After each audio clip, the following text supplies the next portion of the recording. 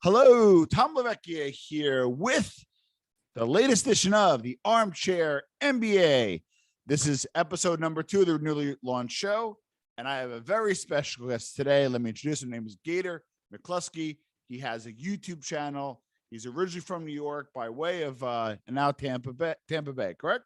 Tampa, Florida. Yeah. Tampa, Florida. Yep. And not a growing channel. I'm going to put a link. Make sure you sub. But more importantly, I came across his review of the Many Saints of Newark. Let's jump right into it. Gator McCluskey, how you doing today? Good, man. Thank you so much for having me on. It's an honor, and I really appreciate you reaching out to me. So it's my pleasure. And we have an audience that really knows the Sopranos. They really know their mob stuff. So let's first, just before we get into the Many Saints, like we were talking earlier, give us a little background about you and what kind of got you into reviewing movies. Just like a lot of people, just been a huge movie fan for my whole life. Always wanted to be a film director, but had kids early, and it kind of weakened my my guts and going out to the West Coast. So through the years, I've tried to stay creative. And then COVID hit, and I decided, what am I going to do? Locked indoors, and I came up with the idea of maybe I'll start reviewing movies, not knowing that movies were going to stop playing in theaters, of course. So early on, I was able to hit a few before it got too crazy. And then I kind of branched off because there were no movies to review. I kind of branched off into my other obsession, which is that of Burt Reynolds. So you'll notice that on my channel, a lot of my content is Burt Reynolds, and I'm working on a Burt Reynolds documentary, long form documentary. Oh, wow. And yeah, and that's I'm on chapter 6 now, and each one is anywhere from like 30 to 40 minutes, and it's a real in-depth deep dive about the career of Burt Reynolds. He was Smokey and the Bandit, right? Oh yeah, Smokey and the Bandit, Cannonball Run, Deliverance. He's near and dear to my heart. I got to meet him a few years before he died, and it was you met him. That was a big deal, no? Yeah, it was pretty crazy. Love it. An incredible man for me growing up.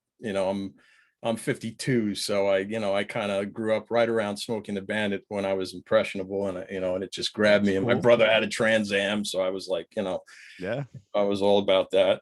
With the Firebird on it, right? Oh yeah, man, absolutely. All right, so were you okay? Let's roll into Many Saints. Were you like a Sopranos guy? Did you have to catch up on it? First, let's set up a little stage there. Yeah, so I'm definitely a Sopranos nut. I watched the series when it aired. I was that guy, like a lot of us, that Monday morning water cooler after an episode aired, we all hang around and talk about it for hours until the boss yelled and said, "Get back to work."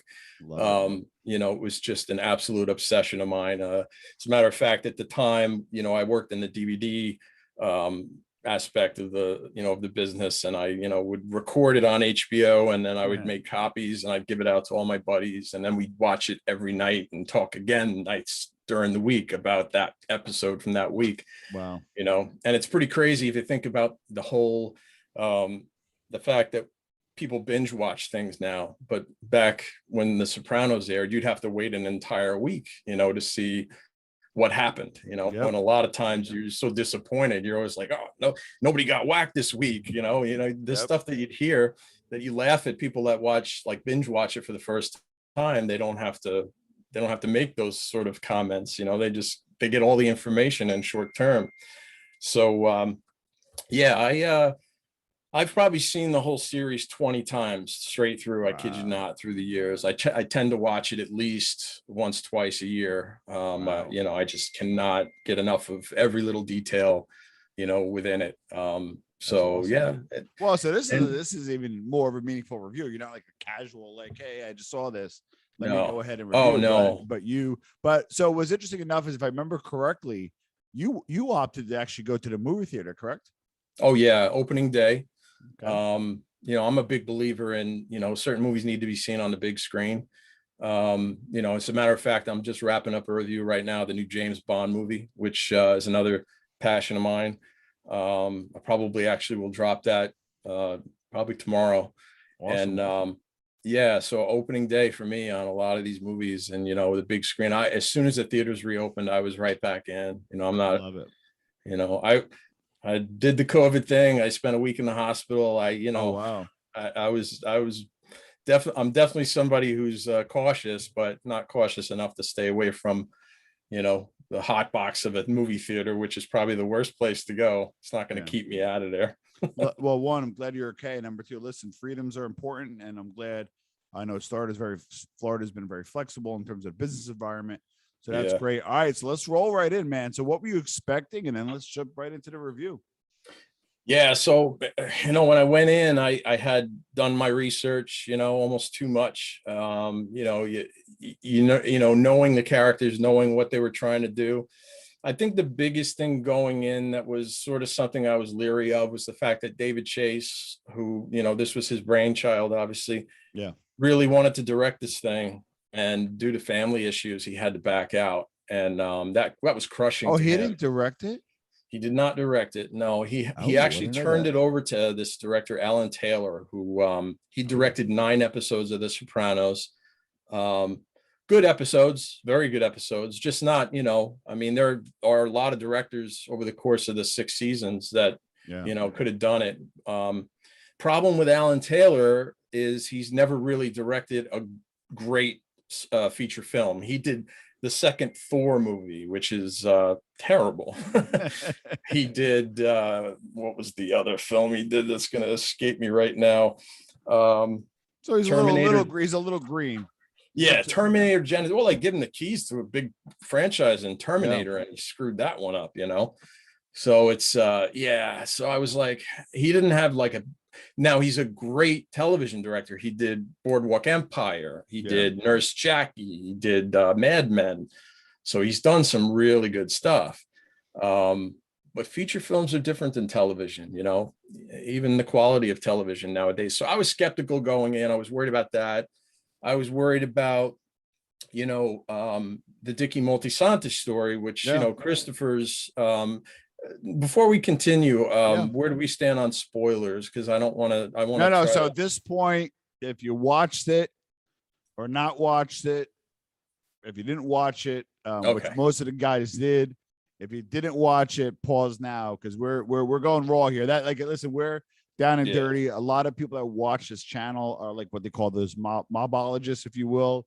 These guys know this stuff inside and out. So I'm dying to hear your take on the review.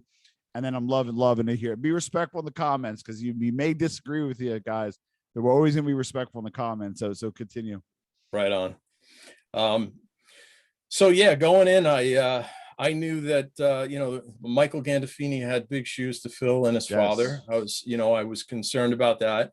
But I think the thing I was most concerned about was the fact that the story revolved around Dicky Moltisanti, Christopher's father, because although it seemed interesting, I was worried that guy was going to be good enough, because I know the actor not really well, but then again, we really didn't know James Gandolfini well. So when we saw The Sopranos, we were like, who is this guy? And then we grew to love him, but you think he carried a Jersey 60s, late 60s mobster well? I think he did okay, but the problem is to me, he couldn't carry the film. And I really liked the film. Yeah. I just don't believe that it in any way, shape, or form stood up to The Sopranos in what The Sopranos was, especially on a comedic level. Like if you look at the Sopranos series, I find it to be almost a comedy first and then a drama second. Because there's so much in it that is really dark humor, hilarious. I mean, I always look back to the scenes in the Pine Barrens when they're talking on the cell phone and it's all broken up, and Paulie thinks that Tony's telling him that the guy's he says he's an interior decorator, right? Because he thinks he hears something else, and then he tells Christopher, and Christopher goes, interior decorator, his house looks like shit, and it's like those lines are so great, and there was none of that in the film. But I would imagine that the argument from David Chase and Alan Taylor, the filmmakers, would be, this is a feature, it's not that TV show. And but you're still using all these characters, you're still calling it a Sopranos story, you got to have that flavor in there. And there was some of it. Yeah. I was just kind of sort of taken aback that it wasn't enough. And again, the main thing for me was Dickie Moltisanti just wasn't strong enough a character and a presence like Tony. When Tony comes on screen, he just lights up every scene he's in. You're drawn to him. You know, he's a powerful man. He's big, he's intimidating, and he's unpredictable. He's Jersey. You know, yeah, man. And Dickie was not unpredictable. He was very sort of predictable to me, you know. Yeah. Well, I give the guy a lot of credit, you know, huge shoes to fill. But let me ask you this. I kind of, in terms of Dickie, right? So hear about him kind of along the way, right? And obviously, you know, unfortunately, we have people pass in our life especially as you get older.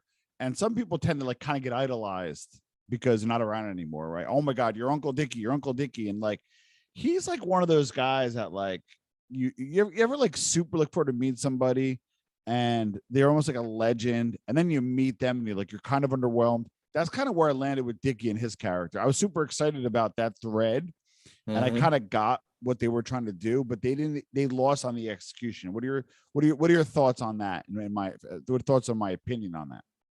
Yeah, no, I mean, there are definitely aspects of the storyline that I could have saw, you know, taking off, you know, and I've heard David Chase say in interviews that that he was an open book to him. Like he didn't have the backstory.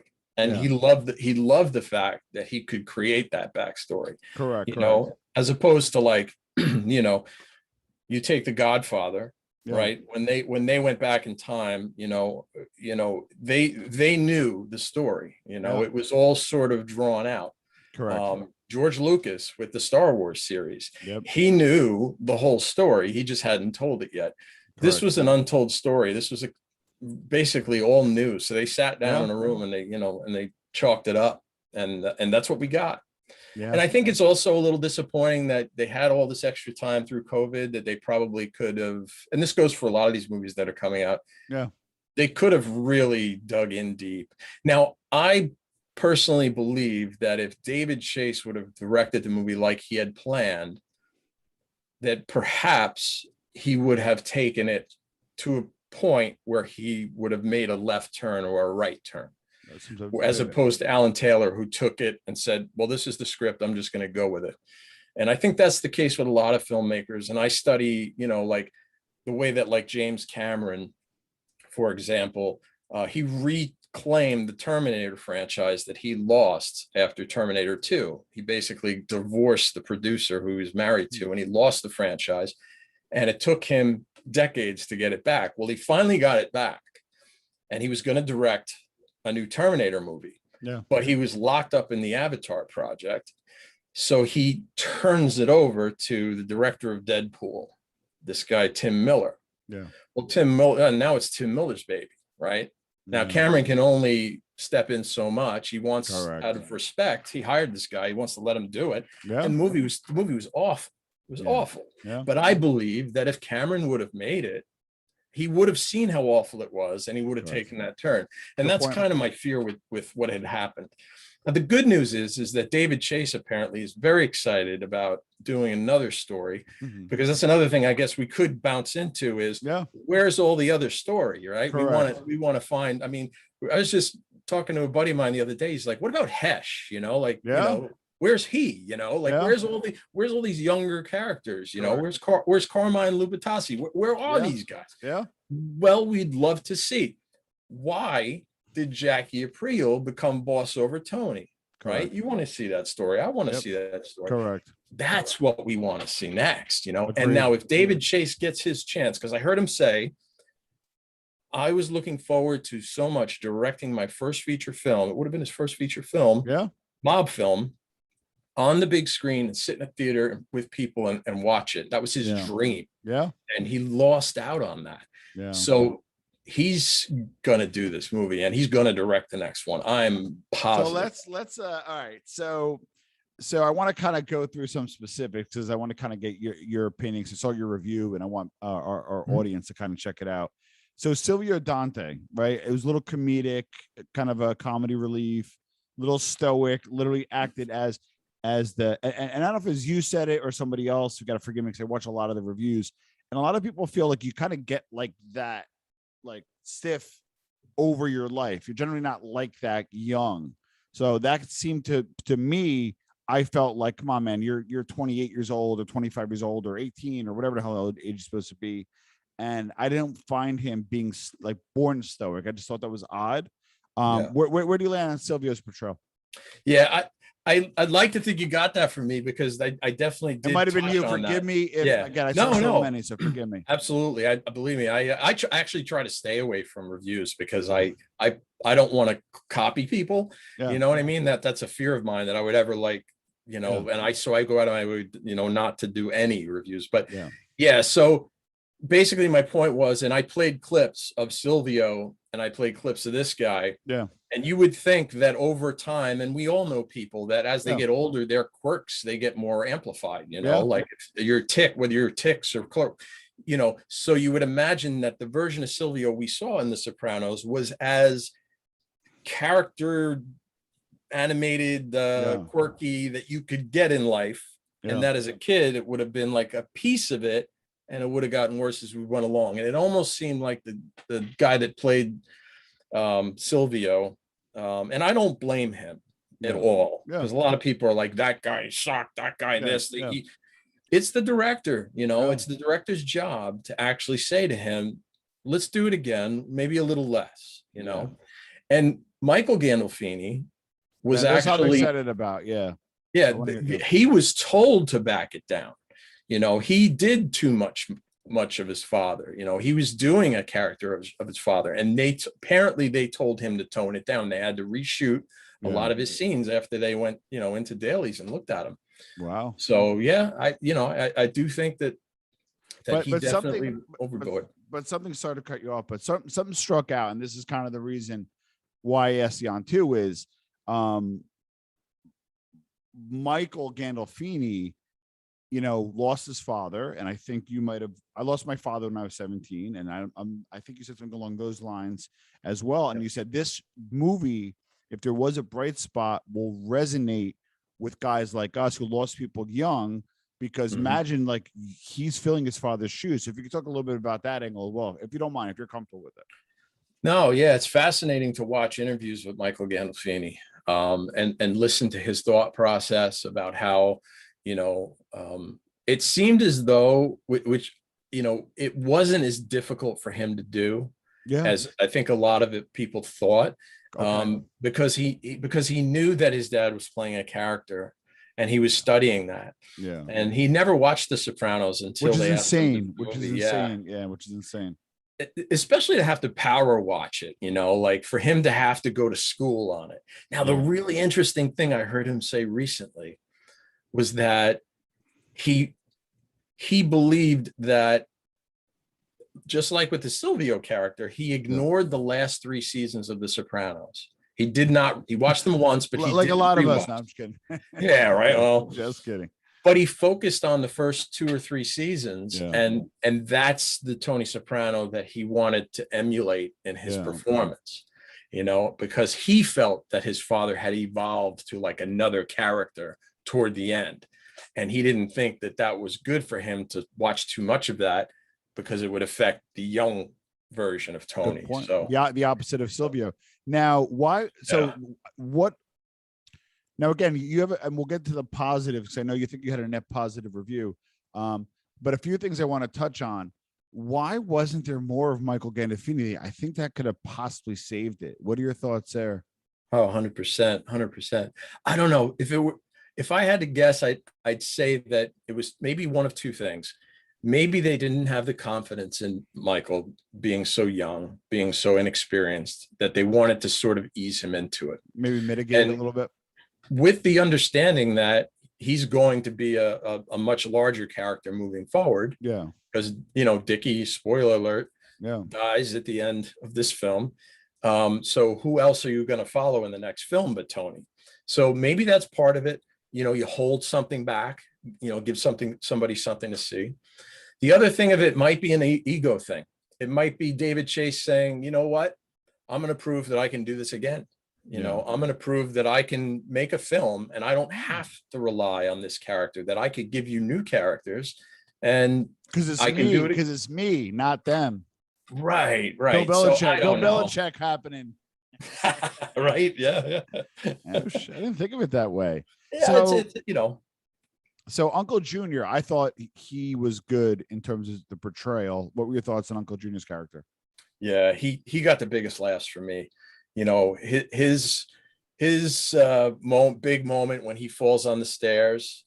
My theater that I was in just howled out loud laughing, and that was fun to see. And that's the shame about theaters, too, is like there's a reason why you see these things in a theater. And I got to tell you, to be perfectly honest with you, most of the people I know that saw it on HBO Max at home hated it a lot more than the people I know that went to the theater to see it. Oh, wow. Because when you're in the theater to see it, it's uninterrupted. It's dark. The sound is good. The picture's good. You're not getting up to go to the bathroom unless you have to. The smell of popcorn, Yeah, you're not pausing it. You're not doing all these things. The baby's not crying. You're not distracted, Yeah. So you're forced to focus on it, and I believe the theater I walked out of, and there was applause at the end. I believe overall that there was more people that loved the movie walking out of it than there were that didn't like it. But then again, I go around to my buddies and they're all like, I didn't like this. I didn't like that. I go, you know what I say is we never thought we were going to get this. This is a gift. Good point. We never thought we were going to get a Soprano story. So for me, I was so happy to have something. Okay. Yeah. And I'm even happier to know that we could get something else, because something's better than nothing when you're talking about, for me, my all-time favorite television show of all time, bar none, Yeah. And sorry, go ahead. No, I just, so I'm excited about the future of having more stories, because I love mob movies. I mean, I watch The Godfather 1 and 2, religiously twice a year, Goodfellas, Casino, those are my go-tos. I love The Bronx Tale. I think The Bronx Tale's a beautiful movie. There's a few others that I like, but those are the main ones. Godfather 3, to be honest with you, I try to watch it over and over and over and over, and I just so disappointed with that. More so every time I watch it. It's funny. It actually grew on me over the years, but that's another discussion. Did it? Did you see Coda? The I did, and I saw no difference, and I wasted like $9. I was like, "What the frig is going on here?" Right. A little embarrassed about that. I'm surprised I admitted that I watched it. And I knew the differences just because I read. Going in, I get all the pre-hype of what they did, and and all the differences. So, but that is what it is. When it's funny, when I was a kid, my father had the Godfather epic. Are you familiar with what that is? That I'm not sure why that's not everywhere every day playing. Yeah. And yes. So he had this big box set. I think it was 3 tapes, and it basically chronologically puts the Godfather in order. Yeah. And it's a fascinating way to watch it. But the big thing about it is there's like an hour or more. That's not even as part of the 3. And what it was is NBC, when they bought The Godfather, they said, okay, we'll give you the money you want, but we want all the extra scenes and we want it to be much bigger. And they got all this stuff. And then recently Cinemax actually aired it, and I recorded it on TV. On Cinemax, the entire epic, start to finish. I have a copy of it if you want to. I was gonna say, I love it. And I watch it both ways. I'm not stuck on either one, but it's very interesting to watch the epic. Well, Don 7.5 hours. He gets shot, and then now he's in a wheelchair, and that kind of like obviously you circle back on it on certain situations, but that's amazing. So I why exactly did Junior kill Dickie? He was, and again, so obviously it wasn't because he laughed at because he fell. Was it he was worried about him rising higher in the Jersey mob than him, or what was the real reason why Junior killed Dickie? I don't know, man. I don't pretend to be any expert in mob mentality Yeah. because I get all of my education from these dopey movies Yeah. I got it. and TV shows. But I actually do think that he was whacked because of him being laughed at. Because you got to remember, if you look at the Sopranos series, Yeah. there's some of the crazy shit that happened over the years. Specifically, here's one. So Johnny Sack wanted Ralphie killed. Why? Because he made a joke about his wife. Yeah. That's, to me, I'm like, through the years, I've just come to the realization that that's how some of these people think. I mean, they're sociopaths to an extent. Yeah. A lot of them. Yeah. So why wouldn't he kill Dickie over something as simple as, and if you watch that scene closely, they did the slow motion thing. They've got Dickie's face in slow motion laughing, and Junior's on the stairs, and he's hunched over, and he's like looking at him and this and that. And you see how steamed he is. There's another scene also in the bedroom where I believe so he can't perform in the bedroom. Yeah. And it's because of the accident on the stairs. And he shows his anger again about the fact that Dickie was laughing at him. So I personally think that it was 100% that, Wow. All right, now we don't have to, because it's a new kind of relaunch of the podcast. We could talk about anything and everything. We don't have to deep dive into political stuff. The feedback that I got from our viewers is they felt it was a little quote unquote woke, right? Feel free to share as little or as much as you want on that statement. This is an open forum. You will not be judged by me. I might get a little ridicule in the comments, but where do you land on that, if you don't mind me asking? I mean, I didn't get. It's funny you say that because I'm struggling with this James Bond review that I'm wrapping up. Yeah. Which I do go into that pretty deeply, to the point where I almost feel like I might lose some subscribers. And I'm battling with it's probably the only thing that's preventing me from releasing it. Yeah. Because you got to be careful what you say, and in this day and age, because but it's funny. I look at my YouTube channel, and I look at my analytics, and I see who's watching my channel. And it's like, it's 95% men from the age of like 30 to 60, you know what I mean? And it's same demographic here. And although I do not take a political poll, I would venture to guess it leans right. Yeah, absolutely. Yeah. Absolutely. Just by virtue of the demographic. Yep. But I don't know. I did not walk out of it too deeply wrapped up in any of that. I did with the Bond movie, man. Listen. Well, so maybe the reason why I guess I didn't pay as much attention to that angle is I think two parts. The first is I went to school in Newark from 94 to 95 to 2000. I went to college right there at night. So in Newark at night and weekends, that's where I got my undergraduate. But I worked during the day. So I was there at night, and Newark was not a great place back then in terms of safety. We're at a park, really only had like a 1 block radius where we're safe outside of the air. It wasn't that great. And I'm just being transparent, right? And when you would drive, there were still neighborhoods that there were burnt down buildings and abandoned buildings still from the riots. So I guess for me personally, I seen firsthand 30 years later at the time, what the riots did to Newark. So when that part and that angle, I guess, not that I was overly empathetic, but I was like, oh, that makes sense. So maybe that's why I didn't like pick up on maybe a possible political angle. And then the second thing is, and we kind of all know this, right? I'm an Italian American, but just like we watch these movies and we always want the Italians to win, or we always want the underdog Italian to win. And in this particular case, the African American gentleman got away with it, and it kind of scot free, right? Well, you can't do that to the mob back then. He never would have made it, And I think, to be honest with you, I was a little frustrated that he made it because I'm that guy too that wants the mob guy to win. But now that I did some mob genre and I did some access to mobsters and interviewed mobsters, they're kind of not good guys, right? So like, and they always don't, and they're not perfect. and it's also not the movies, you know. So sometimes these guys do lose, and they lose pretty hard. So then I'm like, you know, in the reality of it, that might have been realistic. But the one part I did understand, and which I believe you touched on, and forgive me if you didn't, is what was the black character's name? I forget his name that he played. Oh, Wasn't yeah. I mean, I'm like drawing a blank. Anyway, if you're Harold. Harold.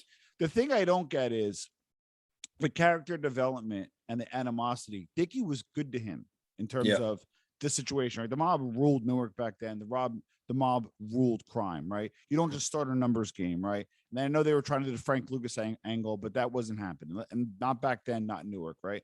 Yeah. So with that being said, though, is that guy kind of screwed him, Dickie, right? He screwed Dickie. Why don't you think they developed that a little bit more? Like, why wasn't like he come to his car shop or wherever, and like the girlfriend's there, and maybe he's a dick to him in front of the girlfriend, and he screws her later. Like that just kind of happened too quickly with the girlfriend. I thought was odd. It was inorganic. And then number two, they just didn't set up that Dickie was an ass to him. Like Dickie was actually kind of good to him. Walk me through that a little bit.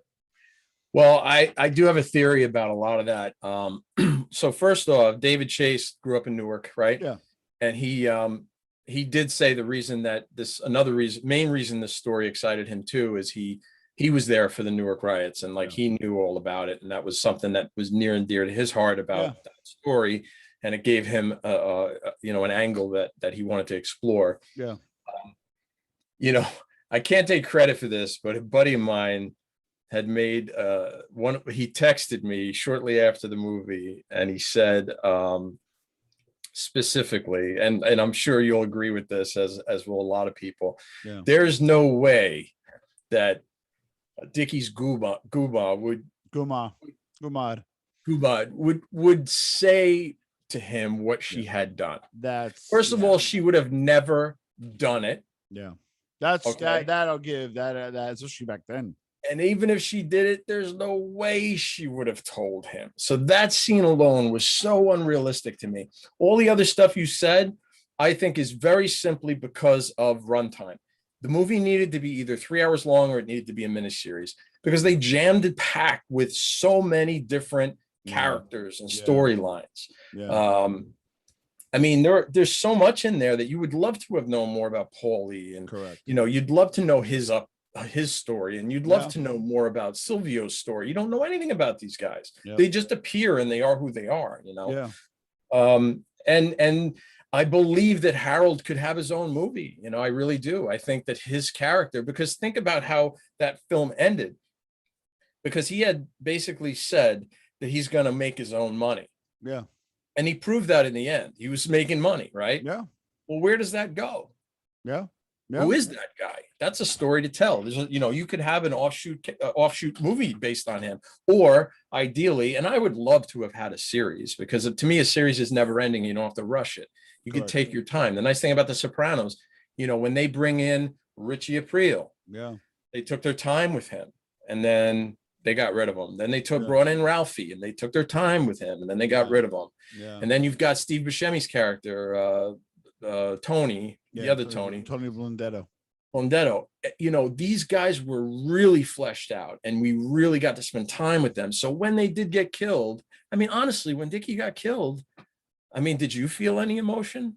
Yeah. I was not attached to the character, and I'm seeing, and this might be more like on the Italian American side, I'm seeing that a lot of reviewers are almost insulted as Italian Americans, because it kind of made us out to be like kind of buffoons, and kind of made the culture a little buffoony. Do you have any take on that, or I just wondering? Well, I mean, The Sopranos was always got that flack for doing that. Yeah. But I mean, you and I both probably grew up in the same, more or less the same tri-state area, pretty and much, we all knew people like that,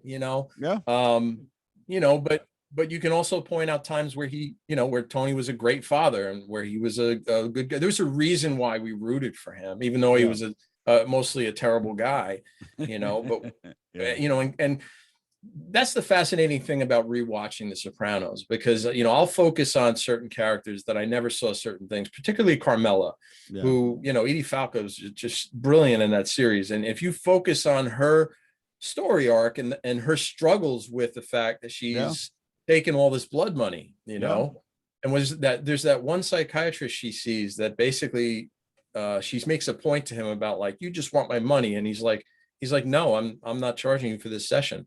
He goes, I refuse to take blood money, Wow. He goes, and now you need to do the same thing. You need to pack your bags and get your kids, and you need to leave. And that's the advice you're giving, Well, I think that, and I'll send you the article. We did I have another magazine that's Jersey based, and they said kind of how Jersey was the Sopranos, and it did focus on like the area and some of the places, and kind of like, was it real and authentic New Jersey? And the truth of the matter, it is, and it was, and it really was emblematic of the Italian American experience in New Jersey, New York, and so forth, where everybody kind of knew somebody, and he grew up a certain way, and things were a certain way, and it was about family, but then it was like contradicting. I remember watching Jersey Boys, and Frankie Valley character is like married, but he's messing around with his grandma, and he mentioned something about like going home or something, and he's like, oh, I gotta get home, and like meanwhile it's his mistress, and she's like, why? He's like, well, it's all about family, but meanwhile you're cheating, so there always has been historically that dichotomy of the Italian Americans experience, some which is true, some which, and obviously gets amplified in the cinema. All right, so give us kind of your net review, because I took it that you thought it was positive, so give us kind of your net review, and then I guess we'll start a new system at 5 stars. Feel free to rate it, my friend.